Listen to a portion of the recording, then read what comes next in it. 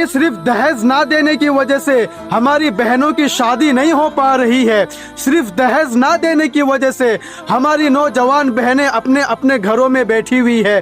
सिर्फ दहेज ना देने की वजह से हमारी मुस्लिम बहनें गैर कौम के लड़कों के साथ भाग रही है। सिर्फ दहेज ना देने की वजह से हमारी नौजवान बहनें अपने अपने घरों के अंदर फांसी ले रही है। सिर्फ दहेज ना देने की वजह से जिना आम हो रहा है। सिर्फ दहेज ना देने की वजह से हमारी मुस्लिम बहनें मुर्तद हो रही है। अरे जालिमों, दहेज के नाम पर भीख मांगने वालों भिखारियों, क्यों उस गरीब बाप के सामने हाथ फैला रहे हो? क्यों उस गरीब बाप के सामने भीख मांग रहे हो?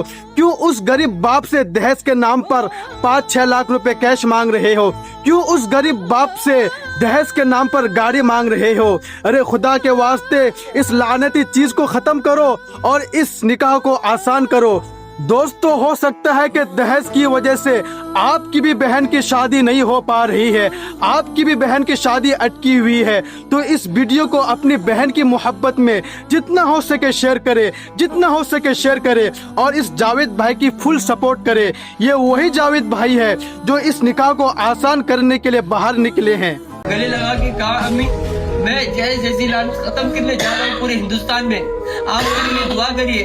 तो अम्मी के अल्फाज ये नहीं थे कि नहीं बेटा तू नहीं जाएगा, क्या होगा। अम्मी कहे कि बेटा तू कब आएगा। मम्मी को कहा, अम्मी कोई मेरा कोई फैसला नहीं है, कोई मुकाम नहीं है, मैं कहाँ रुकूंगा, कब आऊंगा, मुझे कुछ भी पता नहीं है।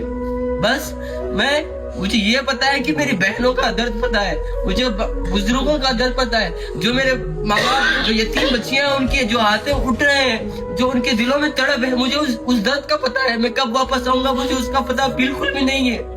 जब खत्म होगा तब मैं घर आऊंगा। अम्मी अगर 2 दिन हो, 1 हफ्ता हो, 1 महीना हो, 1 साल हो, चाहे या मेरा जनाजा भी आ सकता है। अम्मी ये सो आपकी दुआ अगर मुझे काम देगी तो मैं जल्दी वापस आऊंगा। और मेरा एक छोटा सा बच्चा है, जब मैं उसको गले लगाता हूँ तो वो रोता है, जब मैं छोड़ता हूँ तो रोता है वो, तो मुझे उसको छोड़ के आना भी नहीं हुआ।